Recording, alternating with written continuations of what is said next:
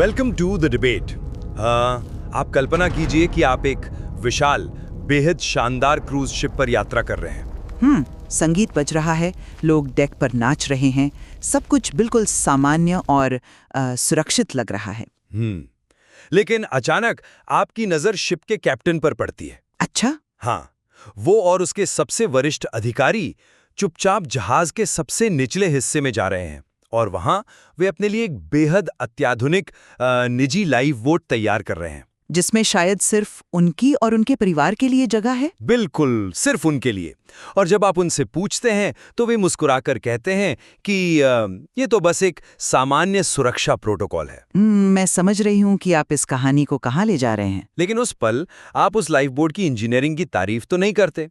आपके मन में एक ही सवाल उठता है कि कैप्टन के रडार पर ऐसा क्या है जो हम मुसाफिरों को दिखाई नहीं दे रहा है। आज की हमारी चर्चा का केंद्र भी यही है। देखिए, ये क्रूज शिप का रूपक सुनने में बहुत दिलचस्प है, लेकिन एक टेक वेंचर कैपिटलिस्ट के नजरिए से मैं इसे बिल्कुल अलग तरह से देखती हूँ। तो आप इसे कैसे देखती हैं? जब आप उस जहाज को बनाने वाले चीफ इंजीनियर होते हैं और आपको डेटा के आधार पर पता होता है कि समंदर में एक विनाशकारी तूफान आने की गणितीय संभावना हमेशा बनी रहती है, तो लाइफ बोट बनाना कोई साजिश नहीं है। ये सिर्फ एक तार्किक कैलकुलेटेड कदम है। और यही वो बुनियादी सवाल है जिस पर हम आज के इस सत्र में गहराई से चर्चा करेंगे। क्या सिलिकॉन वैली के अरबपतियों का ये बंकर बिल्डिंग ट्रेंड, जहां दुनिया के सबसे अमीर तकनीकी संस्थापक बड़े पैमाने पर सर्वाइवल बंकर और सुरक्षित ठिकाने बना रहे हैं, किसी आसन्न वैश्विक पतन का अलार्म है? या फिर, जैसा कि मेरा मानना है, अत्यधिक संसाधनों वाले लोगों द्वारा रिस्क कम करने की एक सामान्य रणनीति है? सही कहा। एक खोजी पत्रकार के नजरिए से मेरा तर्क ये है कि ये गुपचुप तैयारी मानवता को पीछे छोड़कर खुद को बचाने के एक खतरनाक दर्शन को दर्शाती है। वे हमारे बिना भविष्य में कदम रखने की तैयारी कर रहे हैं। और टेक इंडस्ट्री और वीसी दुनिया के नजरिए से मैं ये साबित करूंगी कि ये कदम केवल चरम जोखिमों, जिन्हें हम टेल रिस्क कहते हैं, उनके प्रति एक प्रैक्टिकल बचाव है। इसे एक साजिश मानना, डेटा को पूरी तरह से गलत तरीके से पढ़ना है। तो चलिए सीधे डेटा और तथ्यों पर ही आते हैं। मेरा स्पष्ट मानना है कि ये कोई इत्तेफाक नहीं है कि सिलिकॉन वैली के टॉप एग्जीक्यूटिव्स एक ही समय पर दुनिया के दूर दराज हिस्सों में जमीनें खरीद रहे हैं। आप पीटर थील का उदाहरण देने वाले हैं, है ना? हाँ बिल्कुल। पीटर थील ने न्यूजीलैंड के साउथ आइलैंड में 477 एकड़ जमीन खरीदी है। अब न्यूजीलैंड ही क्यों? क्योंकि ये सर्वाइवलिस्ट के बिग 5 मानकों पर एकदम खरा उतरता है। न्यूजीलैंड हमेशा से एक सुरक्षित निवेश रहा है। इसमें नया क्या है? नया ये है कि इसका जियोग्राफिकल आइसोलेशन, मतलब भौगोलिक अलगाव, इतना सटीक है कि अगर दुनिया में कोई भयंकर बायोलॉजिकल वायरस फैलता है तो वहां की सरकार रातों रात अपनी सीमाएं सील कर सकती है। वहां की राजनीतिक स्थिरता, साफ पानी और उपजाऊ जमीन का मतलब है कि वे बिना बाहरी मदद के सदियों तक सर्वाइव कर सकते हैं। और बात सिर्फ न्यूजीलैंड की नहीं है। मैं जानती हूँ, हवाई का प्रोजेक्ट भी चर्चा में है। मार्क जुकरबर्ग ने हवाई में $100 मिलियन खर्च करके 1400 एकड़ का कोलाओ रेंच बनाया है। इस प्रोजेक्ट में ब्लास्ट रेजिस्टेंट दरवाजे हैं और पूरी तरह से सेल्फ सस्टेनिंग ऊर्जा और जल प्रणाली मौजूद है। जरा सोचिए। मैं आपके तथ्यों से बिल्कुल इनकार नहीं कर रही हूँ। एक सेकंड, बस मुझे ये पॉइंट पूरा करने दीजिए। जुकरबर्ग जैसे इंसान जिनके पास 3 अरब लोगों के रियल टाइम डेटा तक पहुंच है, या जेफ बेजोस जो AWS के माध्यम से खुफिया एजेंसियों का सर्वर होस्ट करते हैं, जब वो डेटा रेड होने लगता है तब इन बंकरों की खुदाई शुरू होती है। देखिए, इन निर्माण कार्यों के तथ्य 100% सही हैं, लेकिन आप जो डॉट्स कनेक्ट करके एक डार्क थ्योरी बना रहे हैं, वहां मुझे गहरी आपत्ति है। क्यों? इसमें डार्क थ्योरी क्या है? ये तो स्पष्ट पैटर्न है। क्योंकि टेक उद्योग में हम हर दिन प्रोबेबिलिटी और एक्सट्रीम रिस्क के आधार पर काम करते हैं। एलन मस्क और जेफ बेजोस जैसे लोग कोई गुप्त रहस्य या डेटा चोरी के आधार पर काम नहीं कर रहे हैं। तो फिर ये इतनी भारी तैयारी क्या है? ये एक तार्किक बैकअप प्लान है। चलिए इसे एक एनालॉजी से समझते हैं। ये ऐसा है जैसे आप अपनी कार के लिए एयरबैग खरीदते हैं। एयरबैग? हाँ, आप ये सोचकर गाड़ी स्टार्ट नहीं करते कि आज मेरा एक्सीडेंट होने वाला है, लेकिन अगर हुआ तो आप एयरबैग के बिना मरना नहीं चाहेंगे।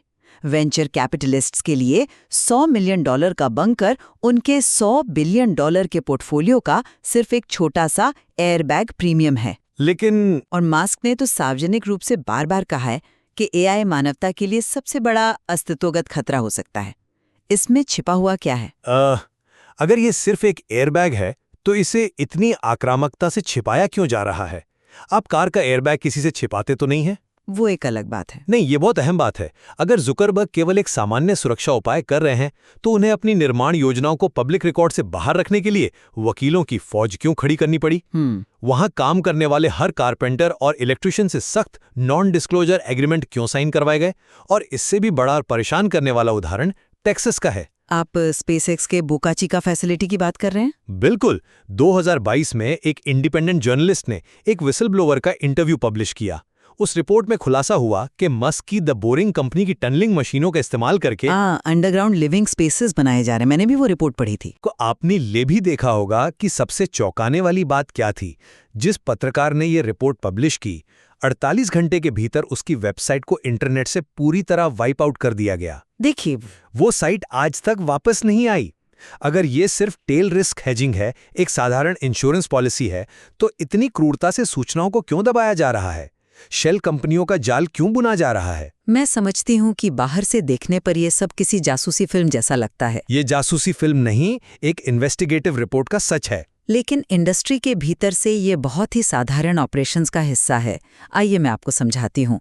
किसी भी हाई प्रोफाइल व्यक्ति के लिए, खासकर उनके लिए जो दुनिया के सबसे अमीर चेहरे हैं, प्राइवेसी और फिजिकल सिक्योरिटी कोई लग्जरी नहीं है, ये एक मजबूरी है। प्राइवेसी और ब्लास्ट रेसिस्टेंट बंकर बनाने में फर्क है। लेकिन दोनों आपस में गहराई से जुड़े हैं। जुकरबर्ग या मस्क अपने घरों के नक्शे और सिक्योरिटी सिस्टम्स को इसलिए नहीं छिपाते क्योंकि कल दुनिया खत्म होने वाली है। वो इसलिए छिपाते हैं क्योंकि वे दुनिया के सबसे ज्यादा टारगेटेड व्यक्ति हैं। अगर आप एक अरबपति हैं तो आपके घर का नक्शा पब्लिक होना आपके परिवार के लिए एक डायरेक्ट सिक्योरिटी थ्रेट है। इसीलिए एनडीए साइन करवाए जाते हैं। और जहां तक द बोरिंग कंपनी की बात है, इसे हम बिजनेस में वर्टिकल इंटीग्रेशन कहते हैं। वर्टिकल इंटीग्रेशन, अंडरग्राउंड बंकर बनाने के लिए। बिल्कुल। जब आप खुद एक ऐसी कंपनी के मालिक हैं जो दुनिया में सबसे तेजी से टनल खोद सकती है, तो आप अपने ही घर में साधारण ईंटों की दीवार क्यों बनाएंगे? बारी कॉन्ट्रैक्टर को क्यों बुलाएंगे? तो आपके हिसाब से ये महज सहूलियत है? ये अपने ही रिसोर्सेज का स्मार्ट इस्तेमाल है। और रही बात उस वेबसाइट के गायब होने की, तो इंटरनेट पर कॉपीराइट स्ट्राइक्स या सर्वर के डाउन होने से साइट्स का गायब होना बहुत आम बात है। हम एक अप्रमाणित विसल ब्लोअर की कहानी पर पूरी डार्क वेब साजिश नहीं खड़ी कर सकते। मैं आपकी बात का सम्मान करता हूं, लेकिन टेक ग्लिच के नाम पर प्रेस को चुप कराना आम बात नहीं है। खैर, मैं आपके वर्टिकल इंटीग्रेशन वाली थ्योरी को एक पल के लिए मान लेता हूं, लेकिन हम सिर्फ मस्क या जुकरबर्ग की बात नहीं कर रहे हैं। तो और किसकी बात कर रहे हैं? जब किसी बैंक का मैनेजर अचानक अपना सारा पैसा निकालकर बैंक ही तहखाने की तिजोरी में छिपने लगे, तो ग्राहकों का घबराना लाजमी है। हम राइजिंग एज बंकर जैसी कंपनियों के डेटा को कैसे इग्नोर करें? उनका डेटा क्या कहता है? उनके सीईओ गैरी लिंच ने खुद ऑन रिकॉर्ड कहा है कि उनके आधे से अधिक क्लाइंट्स टेक सेक्टर के एलीट लोग हैं, और 2016 के बाद से उनकी हाई एंड बंकर्स की बिक्री में 1000% का उछाल आया है। ये सिर्फ प्राइवेसी नहीं है, ये बस वेल्थ का डिस्ट्रीब्यूशन है। टेक सेक्टर में पैसा बढ़ा है तो वहां के लोग अपनी सुरक्षा पर ज्यादा खर्च कर रहे हैं। नहीं, ये सिर्फ पैसे का खेल नहीं है, ये एक्सेस का खेल है। हम उसी मेटा डेटा पर वापस आते हैं। जब AWS खुफिया एजेंसियों का डेटा होस्ट करता है, तो वो देखते हैं कि साइबर अटैक्स की फ्रीक्वेंसी क्या है। वे अनपब्लिश्ड क्लाइमेट मॉडल्स देख रहे हैं। 2020 की वैश्विक महामारी ने हम सबको दिखा दिया कि हमारी ग्लोबल सप्लाई चेन कितनी नाजुक थी, और इन टेक लीडर्स को क्लासिफाइड ब्रीफिंग के जरिए पता है कि अगला पैथोजन शायद किसी लैब में इंजीनियर किया जाएगा। लेकिन वे पैनिक नहीं कर रहे हैं, वे बस ये जानते हैं कि ग्लोबल कोलैप्स अब एक अगर नहीं बल्कि कब का सवाल बन चुका है। आपका ये पॉइंट कि सिस्टम्स नाजुक हैं पूरी तरह से सही है, मैं इससे सहमत हूं। लेकिन क्या आपने इस बात पर गौर किया है कि जिन खतरों की आप बात कर रहे हैं, चाहे वो AI हो, सप्लाई चेन कोलैप्स हो, ये चीजें क्लासिफाइड या सीक्रेट नहीं हैं? सीक्रेट नहीं है, बिल्कुल नहीं। आप और मैं अभी इस शो पर इसकी चर्चा कर रहे हैं। पूर्व फेडरल रिजर्व अधिकारियों और दुनिया के टॉप क्लाइमेट साइंटिस्ट ने इन स्ट्रक्चरल कमजोरियों पर पब्लिक डोमेन में हजारों पन्ने लिखे हैं। हाँ, जानकारी पब्लिक डोमेन में है, लेकिन उसकी गंभीरता का असली अंदाजा सिर्फ उन्हीं के पास है। मेरा तर्क है कि अंतर जानकारी के एक्सेस का नहीं है, अंतर उस जानकारी पर एक्ट करने की क्षमता और पूंजी का है। हाँ, तो आप कह रहे हैं कि ये सिर्फ पैसे का अंतर है? हाँ, एक टेक वीसी के रूप में हम रोज सिस्टमैटिक रिस्क का एनालिसिस करते हैं। उदाहरण के तौर पर ऑटोनॉमस वेपन्स को लीजिए, ऐसे एआई संचालित हथियार जो इंसानी फैसले से 1000 गुना तेजी से काम करते हैं। बिल्कुल, और यही तो मेरा भी पॉइंट है कि खतरे कितने बड़े हैं। लेकिन मस्क या थील जब इस डेटा को देखते हैं तो वो आपके बैंक मैनेजर की तरह पैनिक होकर तिजोरी में नहीं छिपते।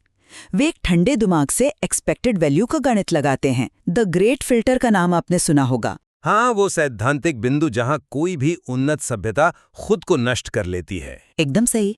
अगर इन अरबपतियों को लगता है कि अगले 50 सालों में सभ्यता के पतन की 5% संभावना भी है, या किसी ब्लैक स्वॉन इवेंट की, तो उनका गणित क्या कहता है? कि उन्हें छिप जाना चाहिए? नहीं, कि अगर आपके पास $200 बिलियन हैं तो एक सेल्फ सस्टेनिंग बंकर पर $100 मिलियन खर्च करना आपके पोर्टफोलियो का सिर्फ 0.05% है। हम सभी अपने घरों का फायर इंश्योरेंस कराते हैं, इसका मतलब ये तो नहीं कि कल हमारे घर में आग लगने ही वाली है। आपका ये इंश्योरेंस प्रीमियम और एक्सपेक्टेड वैल्यू वाला गणित फाइनेंस की दुनिया में बिल्कुल सही बैठता होगा, मैं इस बात से इनकार नहीं करता। शुक्रिया। लेकिन समस्या यह है कि हम यहाँ सिर्फ अर्थशास्त्र या बैलेंस शीट की बात नहीं कर रहे हैं, हम मोरालिटी और दर्शन की बात कर रहे हैं। चलिए इतिहास के पन्ने पलटते हैं। 1950s के दशक में जब कोल्ड वॉर अपने चरम पर था, तब भी तैयारियां हुई थी। हाँ, फॉलआउट शेल्टर्स बनाए गए थे। लेकिन तब सरकारों ने पब्लिक फॉलआउट शेल्टर बनाए थे। उसके पीछे की सोच कलेक्टिव थी।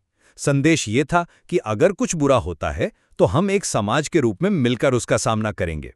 लेकिन वो दौर अलग था। तब स्टेट के पास ज्यादा कंट्रोल था और आज प्राइवेट वेल्थ बढ़ गई है। और आज का दौर यही तो बता रहा है कि स्टेट फेल हो चुका है। आज की तैयारी पूरी तरह से एक्सक्लूसिव, प्राइवेट और आइसोलेटेड है। पीटर थील का न्यूजीलैंड वाला बंकर कितने लोगों को बचाएगा? शायद 50 या 100। जुकरबर्ग का 1400 एकड़ का रेंच कुछ 100 लोगों के लिए है, और हमारी दुनिया की आबादी 8 अरब है। जब आप अपने लिए एक ऐसा किला बनाते हैं जिसमें ब्लास्ट डोर्स हों ताकि आप दुनिया को बाहर जलते हुए देख सकें और अंदर आराम से रह सकें, तो ये एक स्पष्ट दार्शनिक बयान है। मैं इसे ऐसे नहीं देखती। ये बयान है कि सभ्यता अब निवेश करने की चीज नहीं रही, बल्कि इससे बचने की जरूरत है। उन्होंने पहले ही तय कर लिया है कि कौन बचेगा, या विशुद्ध रूप से एक एस्केप फिलॉसफी है। देखिए, मैं आपके इस एस्केप फिलॉसफी वाले नैरेटिव का कड़ा विरोध करती हूँ। क्यों? इसमें गलत क्या है? ये सुनकर ऐसा लगता है जैसे आप किसी हॉलीवुड डिस्टोपियन फिल्म की स्क्रिप्ट सुना रहे हैं, जहां ये अरबपति विलन है जो दुनिया को तबाह करके बाहर लोगों को मरते हुए देखकर खुश होंगे। वास्तविकता इससे कोसों दूर है। तो वास्तविकता क्या है? 8 अरब लोगों को छोड़कर 100 लोगों का बचना वास्तविकता नहीं है? वास्तविकता ये है कि किसी भी इंसान की, चाहे वो एक आम नौकरी पेशा व्यक्ति हो या दुनिया का सबसे अमीर इंसान, पहली जिम्मेदारी अपने परिवार की सुरक्षा करना होता है। 8 अरब लोगों के लिए बुनियादी ढांचा तैयार करना सरकारों का काम है, किसी टेक कंपनी का नहीं। लेकिन आज इन टेक कंपनियों का बजट कई देशों की सरकारों से ज्यादा है। बजट होने का मतलब ये नहीं है कि वे सरकार की भूमिका निभाएं। और जहां तक पलायन या दुनिया को छोड़ देने की बात है, आप उनके बाकी कामों को पूरी तरह इग्नोर कर रहे हैं। मस्क का वो मशहूर कोट लेते हैं जहां उन्होंने एआई के बारे में बात की थी, डिजिटल सुपर इंटेलिजेंस के लिए सिर्फ एक बायोलॉजिकल बूट लोडर बनकर रह जाए। बिल्कुल, और ये उनके गहरे निराशावाद का ही तो सबूत है। नहीं, इसे समझिए। कंप्यूटर साइंस में बूट लोडर वो छोटा सा शुरुआती कोड होता है जो एक बड़े ऑपरेटिंग सिस्टम को स्टार्ट करने के काम आता है। ये टिप्पणी उनके इंटेलेक्चुअल कंसर्न को दर्शाती है, उनकी उदासीनता को नहीं। अगर उन्हें मानवता की परवाह नहीं होती तो वे स्पेसएक्स क्यों चलाते? स्पेसएक्स भी तो एक एस्केप प्लान ही है, धरती छोड़ के मंगल पर जाना। वो पलायन नहीं है, वो मानवता के भविष्य का सबसे बड़ा विस्तार है। इंसान को एक मल्टीप्लैनेटरी स्पीशीज बनाना ताकि अगर धरती पर कोई ब्लैक स्वान इवेंट हो तो मानव चेतना जीवित रहे। हम वीसी दुनिया में कहते हैं, hope for the best, prepare for the worst. मुझे लगता है कि मानवता का विस्तार और चुनिंदा लोगों का बचाव इन दोनों बातों में जो विरोधाभास है वही इस पूरी बहस का केंद्र है। अगर वो सच में मानते हैं कि हम एक आउटडेटेड टेक्नोलॉजी हैं जिसे एआई रिप्लेस कर देगा, तो बंकर बनाना उस भयानक नियति को चुपचाप स्वीकार करना है। ये नियति को स्वीकार करना नहीं है, ये सिस्टम की फ्रेजिलिटी यानी कमजोरी को पहचानना है। Global supply chain, internet routing, ये प्रणालियां अविश्वसनीय रूप से जटिल हैं, और सिस्टम जितना जटिल होता है उसके टूटने की संभावना उतनी ही ज्यादा होती है। इस बात से मैं पूरी तरह सहमत हूँ। अगर दुनिया अगले 100 सालों तक सुरक्षित रहती है तो ये बंकर सिर्फ महंगी और बेकार रियल एस्टेट बनकर रह जाएंगे, लेकिन अगर वाकई में ग्रिड फेल होता है तो कम से कम मानवता का एक हिस्सा, एक सीड तो सुरक्षित रहेगा जो बाद में चीजों को रीबिल्ड कर सके। खैर, मुझे लगता है कि हम इस चर्चा के बिल्कुल सही निष्कर्ष की तरफ बढ़ रहे हैं। मेरे दृष्टिकोण से एविडेंस बहुत साफ है। जब हम न्यूजीलैंड और हवाई में इस भारी खरीद को देखते हैं और इन सबके इर्द गिर्द बुने गए सख्त लीगल एग्रीमेंट्स को देखते हैं, तो ये एक साफ पैटर्न है। दुनिया के सबसे प्रभावशाली लोगों ने, जिनके पास दुनिया का सबसे बेहतरीन डेटा है, हमारे कलेक्टिव भविष्य से अपना विश्वास खो दिया है। सर्वाइवल अब एक पब्लिक राइट नहीं बल्कि एक प्राइवेट लग्जरी बन गया है। और मेरे नजरिए से हमें भावना और डेटा को अलग अलग रखकर देखना चाहिए। ये कोई डार्क वेब की साजिश नहीं है। तो क्या है? ये उन लोगों का माइंडसेट है जो हर स्थिति के लिए प्लान बी तैयार रखते हैं। बंकरों का निर्माण इस बात का सबूत है कि वे सांख्यिकीय संभावनाओं को बहुत गंभीरता से लेते हैं। हमें इसे एक अलार्म बेल के रूप में देखना चाहिए कि सिस्टम कमजोर है। इस बात पर तो हम दोनों पूरी तरह से सहमत हो सकते हैं कि इन अरबपतियों के ये कदम इस बात का शक्तिशाली संकेत है कि हम एक बेहद अस्थिर युग में प्रवेश कर रहे हैं। श्रोताओं के लिए सोचने का विषय है कि क्या हमें इन किलों को अमीरों के शौक के रूप में देखना चाहिए या फिर हमारे सिस्टम के फेल होने की एक गंभीर चेतावनी के रूप में। बिल्कुल, और शायद ये बहस हमें प्रेरित करे कि हम अपनी खुद की प्रणालियों और कम्युनिटीज को अधिक रेजिलिएंट बनाने पर काम करें, बजाय इसके कि हम सिर्फ उनकी आलोचना करें। सही कहा। तो अगली बार जब आप किसी रूपक वाले क्रूज शिप पर हों और कैप्टन को लाइफबोट की तरफ जाते हुए देखें, तो सवाल ये मत पूछिए कि वो वहां क्यों जा रहा है। सवाल ये पूछिए कि शिप का राडार ऐसा क्या दिखा रहा है जिसे देखने से हम इनकार कर रहे हैं, और हम अपनी खुद की लाइफबोट बनाने के लिए क्या कर सकते हैं। एक बहुत ही सटीक और विचारणीय सवाल है ये। तो इसी के साथ हम इस चर्चा को यहीं विराम देते हैं। आप दोनों पहलुओं पर विचार करें, क्योंकि इसमें और भी कई परतें हैं जिनका अध्ययन किया जाना बाकी है।